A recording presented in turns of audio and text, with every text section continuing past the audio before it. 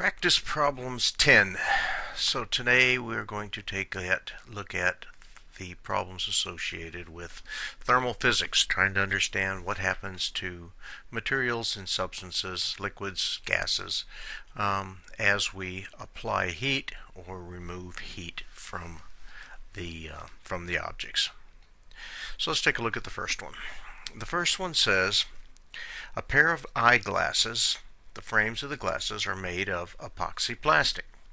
It has a coefficient of linear expansion equal to 130 times 10 to the minus 6 degrees Celsius. Okay, per degree Celsius. Actually, that's what that minus 1 indicates there, per degree Celsius. At room temperature, and assume that to be 20 degrees Celsius. The frames have a circular lens hole of 2.2 centimeters in radius. What is the temperature that these frames must be heated in order to insert lenses of 2.21 centimeters in radius? So anybody that's ever been to lens crafters or any of your eye doctors with the plastic frame, you've probably seen them do this with your plastic frame, where they actually put the frame inside a bed of hot sand, and the frame heats up and pop, out comes the lens. So that's what we're taking a look at here.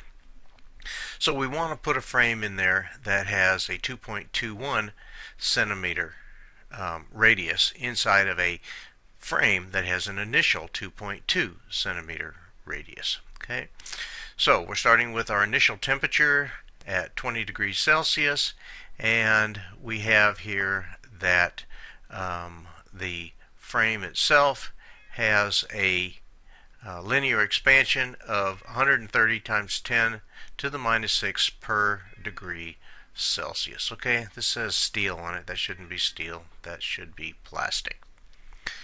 So the expression that we've seen in our text says that any change in length is equal to a factor of alpha for a lengthening problem here, in one direction, times the initial length times the change in temperature. So we know that the change in temperature, that delta L, is equal to the initial, the final minus the initial lengths, and the change in temperature is the temperature final minus the temperature initial. So if we make our substitutions here then into the original relationship, delta L is equal to alpha L initial times delta T, we have our expression then with all of the terms.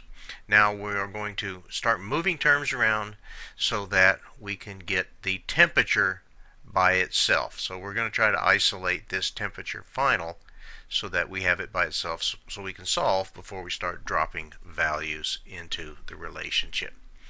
So temperature final minus temperature initial then is equal to the quotient, the length final minus length initial, divided by alpha L initial.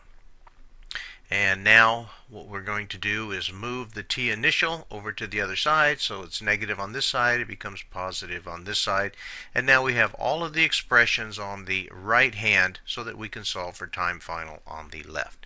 So now we can just start dropping our values in. 2.21 centimeters is the final, 2.20 is the initial, the alpha for plastic, 130 times 10 to the minus 6 per degree Celsius, or centigrade, times 2.2 centimeters initial, and we're going to add 20 degrees to that.